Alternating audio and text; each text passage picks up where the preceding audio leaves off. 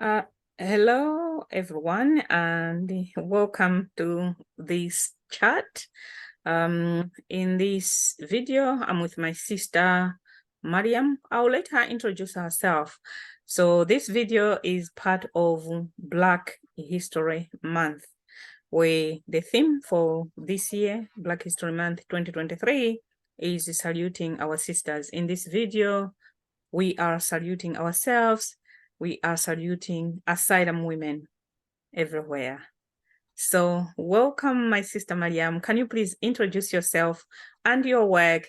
Please feel free to brag. Yes, I can brag, definitely. My name is Mariam Yusuf.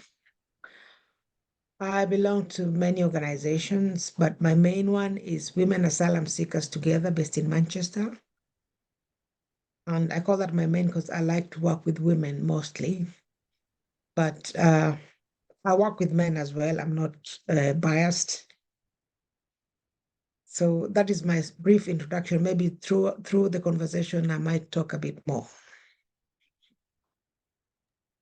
Yes. So my sister, let me just change settings so we are both appearing. Yeah. You have done a lot of work, and I also understand your situation, which has been my situation for a very long time. As an asylum seeker, I've been an asylum seeker for a very long time, but you are always supporting other people. How do you do it? How do you do it? Yes, that's a question I ask myself. How do I do it? I find myself doing it because I feel I need something different or a change in my life and a change in other people's lives. Um, I would like to say that I've been here for 15 years. So to me, this is my life. And this is the only life I know now.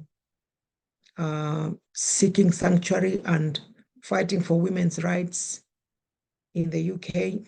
So I'm always empowered by the women who tell me stories about the challenges they face and how brave they are to go about their daily lives with all this hanging on their backs. And I feel I'm also a part of them, but I get empowered by them, thinking that they can put a smile on their face and they've got this asylum situation in the back of their mind. So that makes me wake up in the morning feeling that I can try and change something and do something better that will bring change in the final journey that we are in on the asylum. You are truly inspirational, and you received an award for the work that you do. Wow.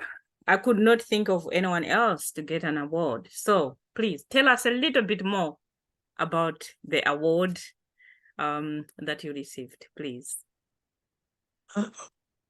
Yeah, when I received the award, first of all, when I was called that I was nominated for the award, I didn't understand it first because it's an organization that was supporting me. They gave me accommodation because I was destitute and homeless at the time. So when the lady rank called me and said, I would like to nominate you for an award, I didn't really fully understand it. And then I said, okay, just that's fine. I'm all right.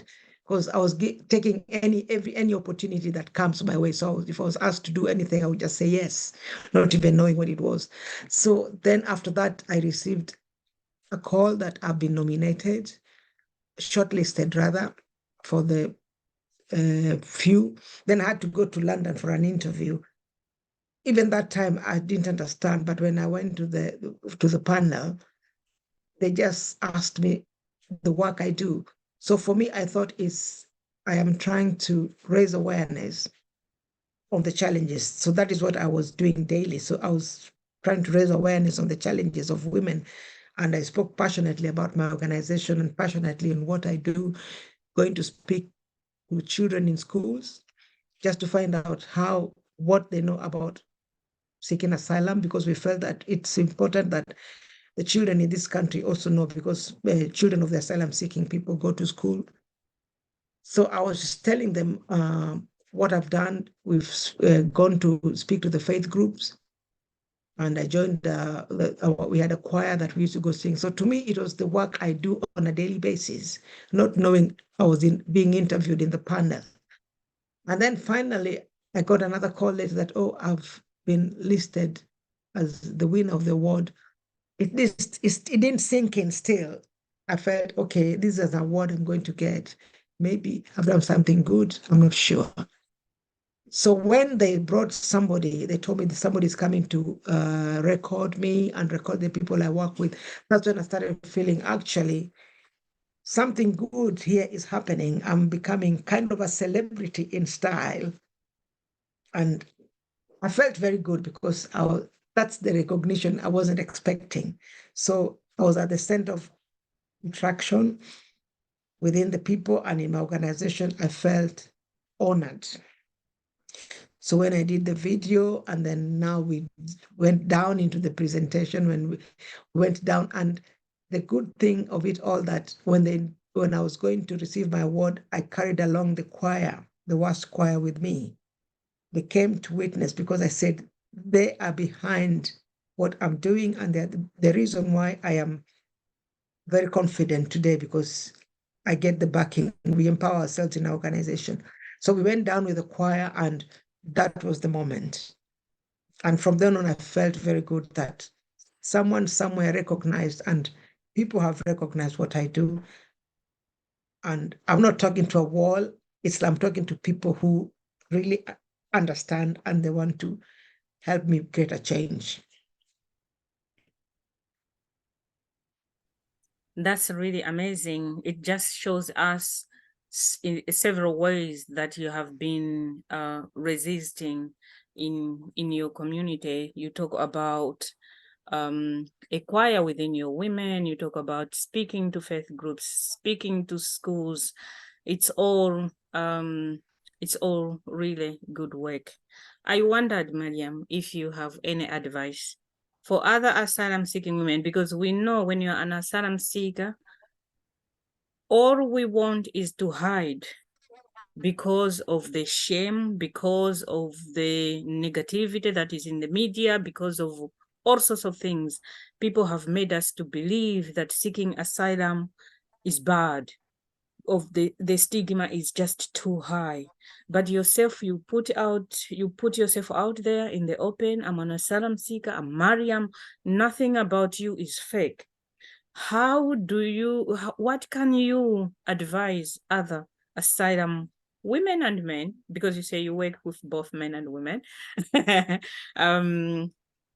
to have that courage, to have even the energy to fight, the energy to speak up, the energy to exist? Because if you are always hiding because that's where you are pushed to, definitely you're not yourself. You're hiding from yourself. So do you have any advice, any tips that you can share with us today? Thank you. Thanks. Yeah, that's a good question. Because in my organization, let me start by there, we've got different kinds of women. There are women, most of the women are disempowered. They've suffered trauma.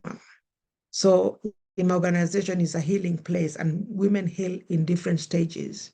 We find there are women who gain their confidence and they want to do something different.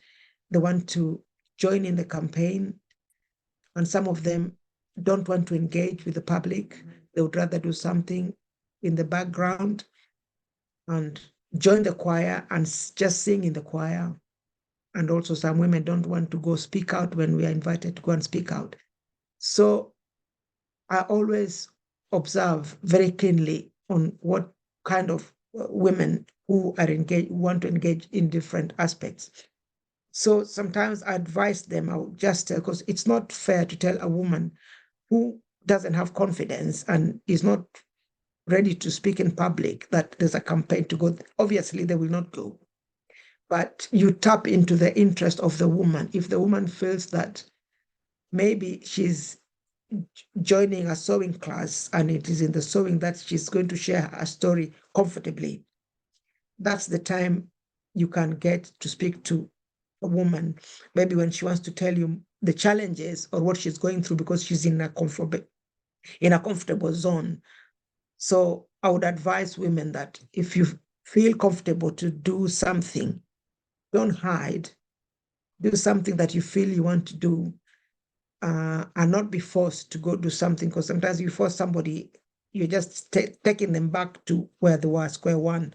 So usually tell them that it's good to be empowered and it's good to speak up, no matter how bad your situation can be. But if you feel you want to share it in a different way, some people they always express themselves through writing or through poetry.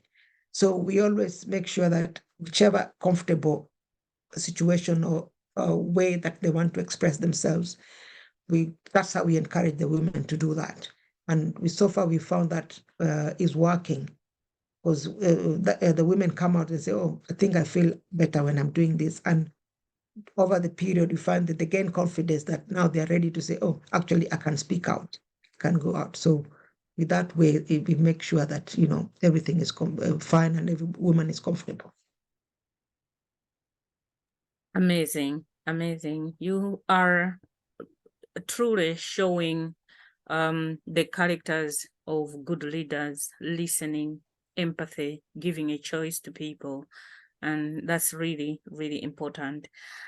And to conclude, my friend, I wanted you to share with us a dish that you love.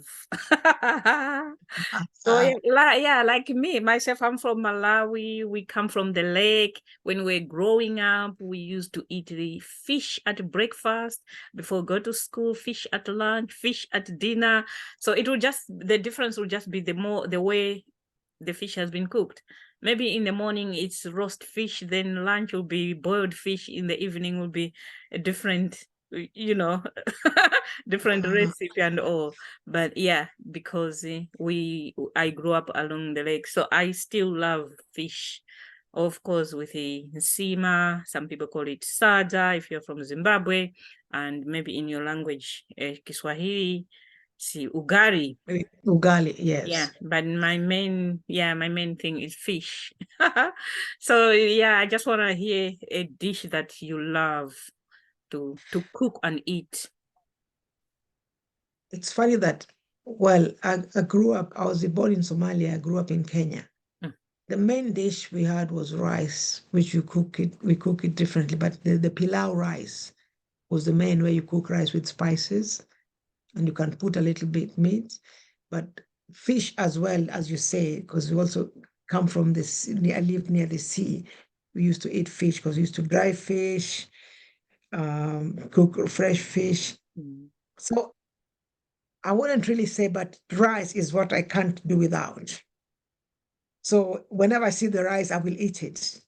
So maybe I would call that the best dish, but that should not be. Anything to me is good, is fish and meat. But rice is something I try to struggle not to eat. But whenever I see it, I will eat it. Wow, amazing, amazing.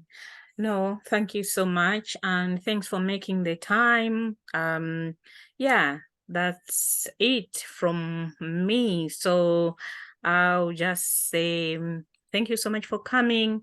And we really salute you, Mariam, for all the work that you do and all the contributions that you make to the society and in the communities where we live. So I also take this opportunity to salute all asylum-seeking women for all the challenges that we go through, but each day we live to fight, knowing that things will change. So let's keep fighting, because a better world is possible. Let's continue fighting for equality. Thank you so much. Yeah. Thank you. Thank Okay. you. Thanks. Bye. Bye.